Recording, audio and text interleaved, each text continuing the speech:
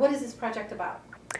This project is about educating Sudanese in Sarpy County about the dangers of smoking, specifically secondhand smoke.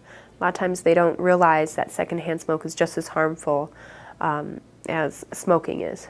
We hope that this video reaches out to the Sudanese community in Sarpy County and that they'll reduce their smoking, or especially reduce smoking around their children and their loved ones. Okay, why do you focus on the Sudanese community? There are a lot of different ways you would approach the Sudanese that you wouldn't with Americans. So it's important that we're doing this because we're reaching a population that hasn't been focused on before. This project is about tobacco and secondhand smoke. It was offered by Tobacco-Free Sarpy in 2011. And we, Heartland Family Service, we are like one of their sub-organizations that work with them. They have different organizations that collaborate with them, and we are one of them. So this project is just to educate Sudanese populations in Sarpy County about the potential risk of tobacco and secondhand smoke. So the project is all about that. Yeah, it is important to educate populations like Sudanese because they do not know, issues with language, culture, and yeah, they don't know about the potential risk of tobacco and how tobacco can harm their health, their children's health, their loved ones' health. So that is why we need to educate them. We have people who smoke, and as I mentioned about the cultural differences, some people they just deny. They deny that they don't smoke. But with this project, people start to open up. People start to admit it. We have women who smoke in our community, but before this project, they would they hide it. But now they would say, when this project came out, yeah, and we start approaching them and making awareness, they start saying, oh, I used to smoke, or I am a smoker now, and it's good to know about this. And yeah, so for example, one time I went to this home visit, and the woman of the house told me that she caught her child before smoking, and because her husband or a boyfriend was a smoker. So I think he's sneaking his stepfather or his father, was not there. So, but she didn't take it seriously until I came and I educated her and, the family. And she said, wow, I need to do something now. I need to keep an eye. Yes, so, and many other stories that children were like smoking behind the scene, and parents were not sure what to do. So yeah, but this project was so powerful, was so beneficial to them. I go to homes, I go to community events, I go to churches, I go to some organizations, I go where I can find Sudanese populations. There is a store in Bellevue, a grocery store that runs by a Sudanese person. I go there on a regular basis.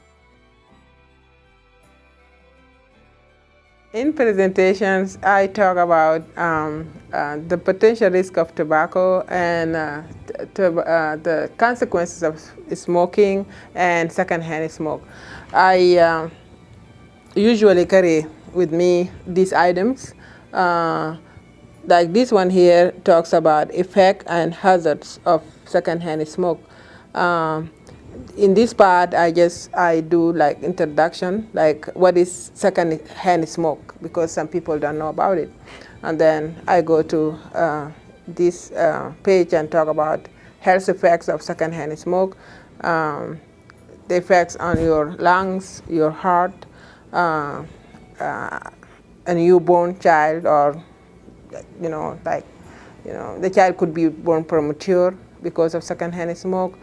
If people smoke around the children, children need to visit the doctor a lot because of their airways, and sometimes the symptoms of asthma. People can see the symptoms of asthma coming up. I also talk, the last part over there is secondhand smoke and public space. Like in workplace, for example, we have many Sudanese who work at casino, and they are getting secondhand smoke, and they do not know. When I approach them, they get the message. They get the message, and they start to be aware of what to do, how to stay away from secondhand smoke.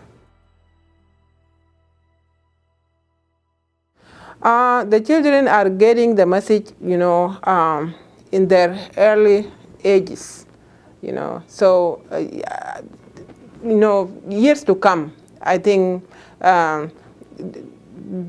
people who, in my community, I'm talking like in my community, the number of people who smoke is going to be reduced, because children now are getting the message, and they are educating themselves, and they are educating others too. This is what I heard from parents, that the teens or preteen in their homes, they started smoking or smoking behind the scene.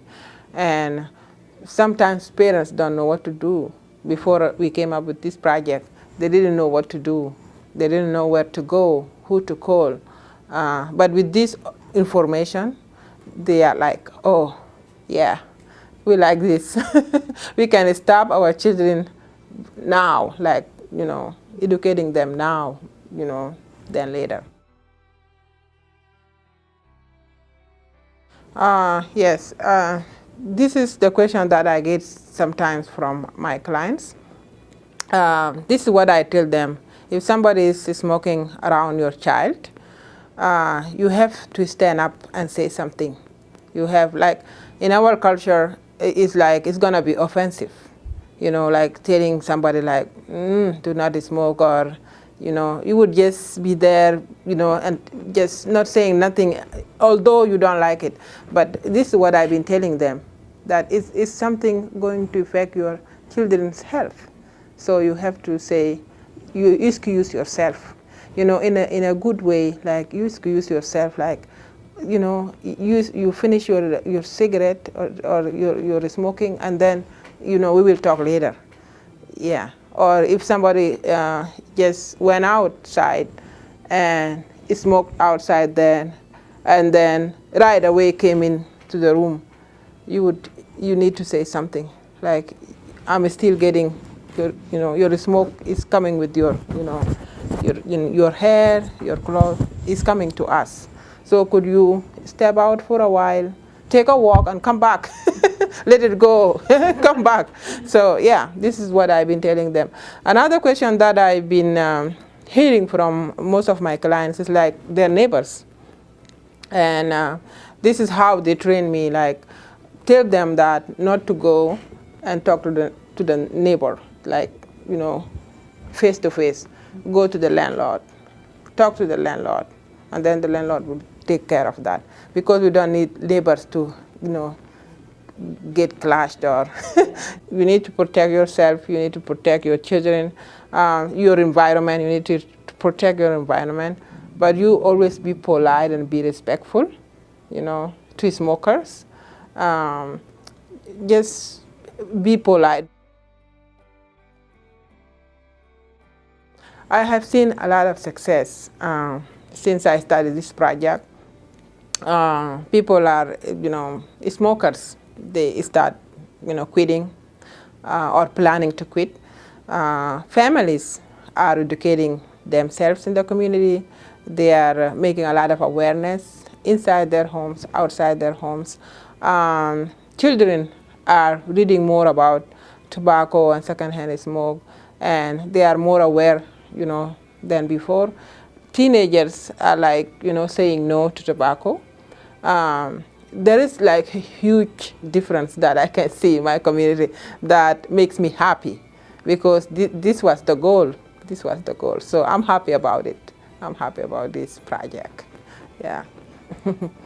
So I think in the future we will have less people smoking in my community, and this is what I like. This is the message. This is all about this project.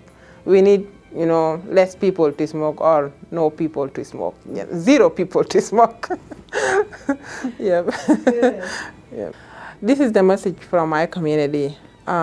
Tobacco is not good. Stay away from tobacco. Stay away from secondhand smoke. For Arabic speakers, التدخين ضار بالصحة. التدخين ما كويس. For Denke speakers, tab a chipat. Duko ma tab. For Nuer speakers, tab G G. Tab G G. Thank you. Shukran.